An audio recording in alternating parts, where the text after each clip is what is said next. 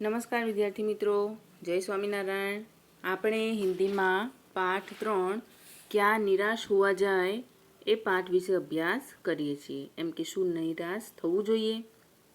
અહીંયા પાઠના લેખકનું નામ છે હરિપ્રસાદ દ્વિવેદી અને પાઠનો પ્રકાર છે નિબંધ।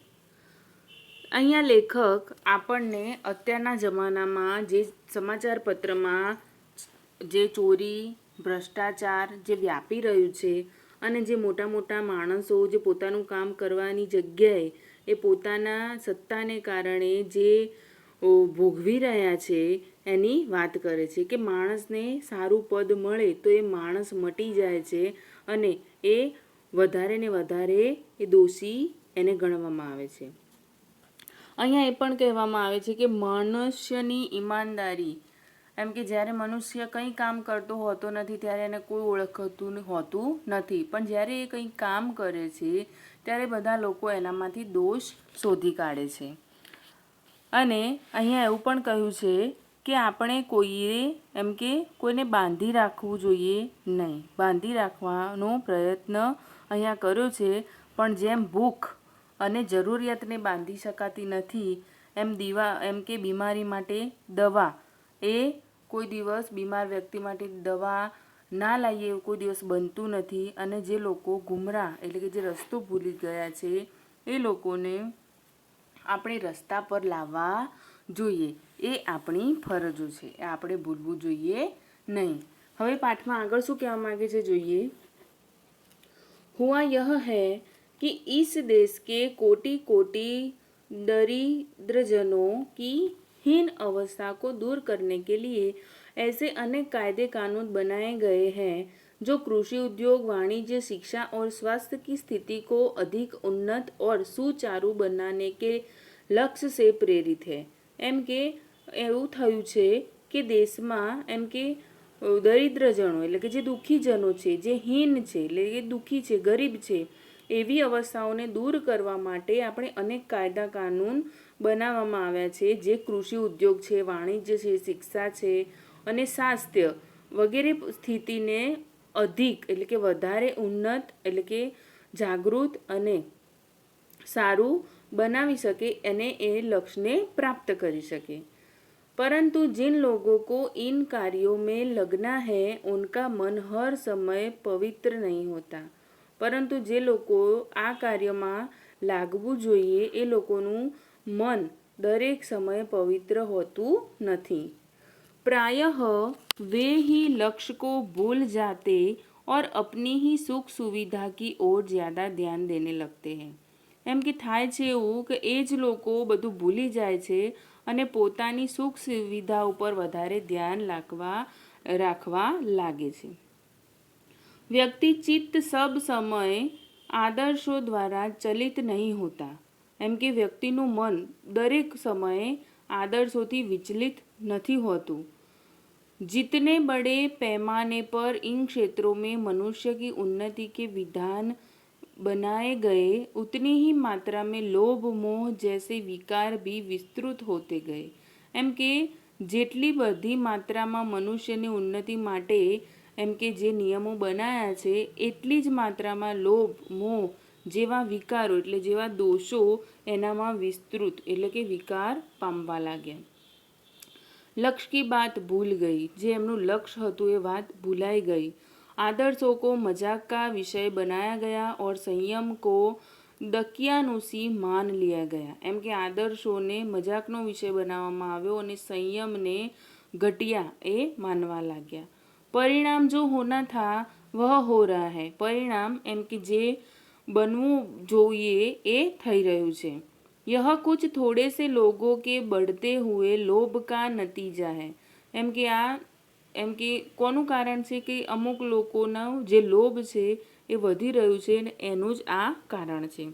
परंतु इससे भारतवर्ष के पुराने आदर्श और भी अधिक स्पष्ट रूप से महान और उपयोगी दिखाई देने लगे हैं। એમ કે પરંતુ એમ કે ભારત વર્ષના જે પુરાના એટલે કે જૂના આદર્શો અને એને વધારે સ્પષ્ટ રૂપથી મહાન અને ઉપયોગી બનાવવામાં આવ્યા છે। भारतवर्ष सदा कानून को धर्म के रूप में देखता आ रहा है। એમ કે ભારતમાં વધારે કાનૂનને ધર્મનું રૂપ એમ કે देखવામાં આવે છે। आज एकाएक कानून और धर्म में अंतर कर दिया गया है। એમ કે પહેલામાં જે નિયમો હતા એ ધર્મને માની અને ભારતના લોકો ચાલતા હતા, પણ આજ અચાનક જ કાનૂન અને ધર્મમાં ઘણો બધો અંતર આપણને જોવા મળે છે। धर्म को धोखा नहीं दिया जा सकता, कानून को दिया जा सकता है। એમ કે ધર્મ છે એને દગો ના આપી શકાય, પણ કાનૂનને દગો આપી શકાય છે। यही कारण है कि लोग धर्म भीरू हैं, वे कानून की त्रुटियों से लाभ उठाने में संकोच नहीं करते।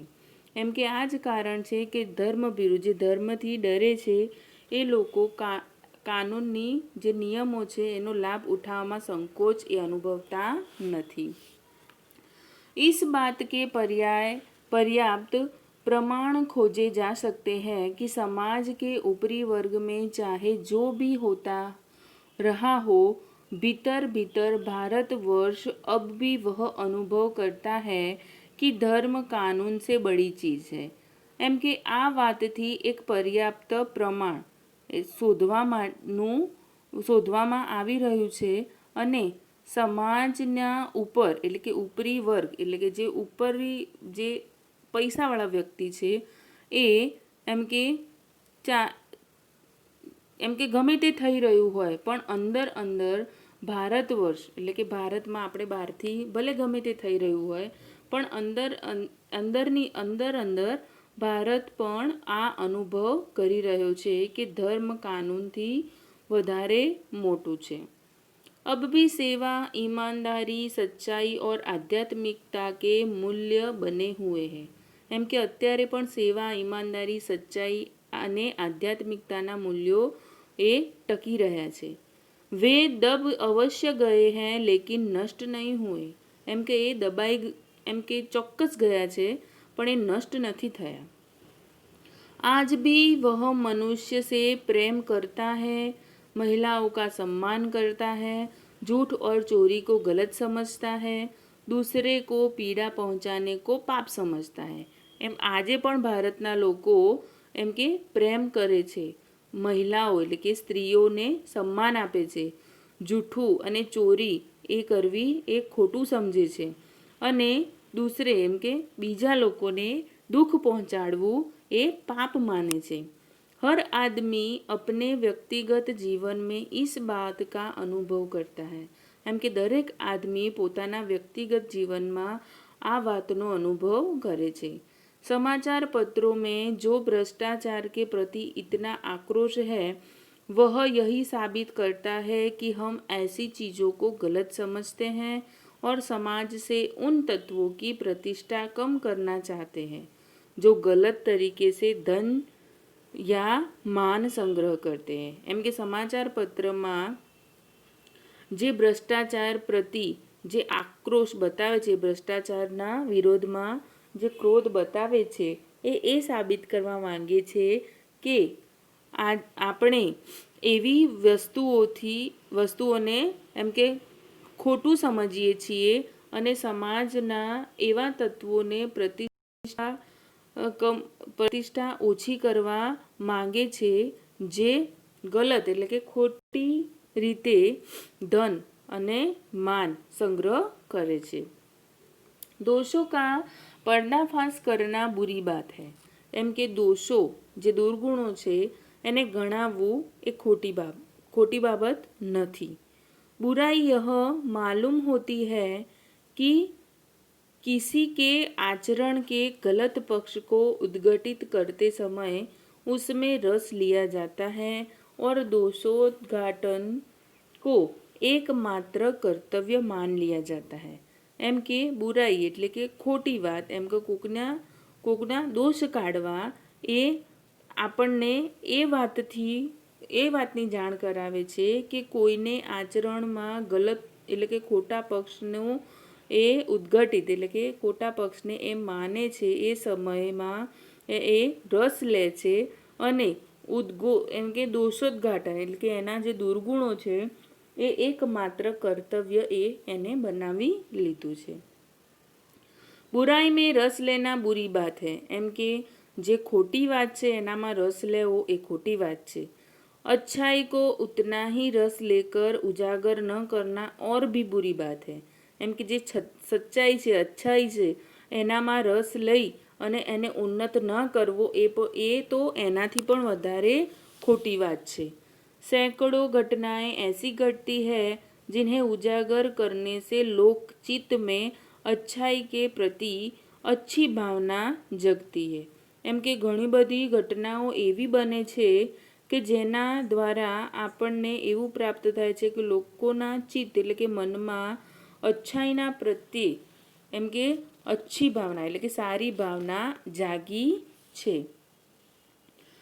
एक बार रेलवे स्टेशन पर टिकट लेते हुए गलती से मैंने 10 के बजाय 100 रुपये का नोट दिया और मैं जल्दी जल्दी गाड़ी में आकर बैठ गया, एम कि एक दिवस रेलवे स्टेशन पर ટિકિટ લેતી વખતે મેં ઉતાવળમાં 10ની જગ્યાએ 100ની નોટ આપી દીધી અને ફટાફટ હું ગાડીમાં આવી અને બેસી ગયો। थोड़ी देर में टिकट बाबू उन दिनों के सेकंड क्लास के डिब्बे में हर आदमी का चेहरा पहचानता हुआ उपस्थित हुआ, एम कि थोड़ी ज वाરમાં ટિકિટ ચેકર હતો એ દિવસે સેકન્ડ ક્લાસના ડબ્બામાં એમ કે દરેક માણસનો એમ કે એ ચહેરો એટલે કે એનું મોઢું ઓળખતો આવી અને અહીંયા ઊભો થઈ ગયો। उसने मुझे पहचान लिया और बड़ी विनम्रता के साथ मेरे हाथ में 90 रुपये दिए और बोला यह बहुत गलती हो गई थी, एम के એને મને ઓળખી લીધો અને બહુ જ નમ્રતાથી એમ કે એની બહુ જ નમ્રતાથી એના હાથમાં 90 રૂપિયા આપી દીધા અને કહ્યું એને કે આ બહુ જ ખોટી ભૂલ થઈ ગઈ હતી, આ બહુ જ મોટી ભૂલ થઈ ગઈ હતી। आपने भी नहीं देखा मैंने भी नहीं देखा, एम के तमे पण ना देख्યું અને मैं पण ना देख्યું। उनके चेहरे पर विचित्र संतोष की गरिमा थी, मैं चकित रह गया, एम के एना मोढा पर एक विचित्र संतोषनी भावना हती અને એ જોઈને હું ચોંકી ગયો। कैसे कहूँ कि दुनिया में सच्चाई और ईमानदारी लुप्त हो गई है, एम के केवी रीते कहूँ कि दुनिया में सच्चाई और ईमानदारी एम के खोवाई ज गई है। वैसी अनेक अवांछित घटनाएं भी हुई है, परंतु यह एक घटना ठगी और वंचना की अनेक घटनाओं से अधिक शक्तिशाली है, एम के આવી ઘણી બધી ઘટનાઓ બની છે પરંતુ આ ઘટના એમ કે ચોરી અને કોઈના પર અંધવિશ્વાસ એમ કે કોઈના પર ના વિશ્વાસ કરવો એ અનેક ઘટનાઓથી વધારે શક્તિશાળી છે। एक बार मैं बस यात्रा कर रहा था, मेरे साथ मेरी पत्नी और 3 बच्चे भी थे, एम के एक बार हूँ बस यात्रा करी રહ્યો હતો એમની અને મારી સાથે મારી पत्नी અને 3 છોકરાઓ પણ હતા।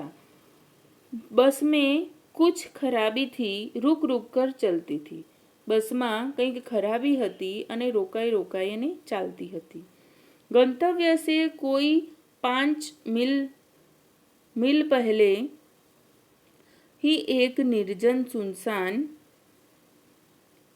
गंतव्य से कोई 5 मील पहले ही एक निर्जन सुनसान स्थान में बस ने जवाब दे दिया, एम के एक सुनसान जग्या અને એક અજાણી જગ્યા ઉપર 5 મીલ પહેલાં જ એ બસે નિર્જન એટલે કે ક્યાં કોઈ માણસ નહીં અને સુનસાન સ્થળ ઉપર આવી અને એને જવાબ આપી દીધો।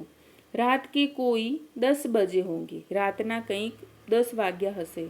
बस में यात्री घबरा गए, बस में एम के बस में બધા જે યાત્રી હતા એ ગભરાઈ ગયા। कंडक्टर ऊपर गया और एक साइकिल लेकर चलता बना, एम के कंडक्टर बसना ऊपर चढ़ी गयो और एक साइकिल लई अने चाल्यो गयो।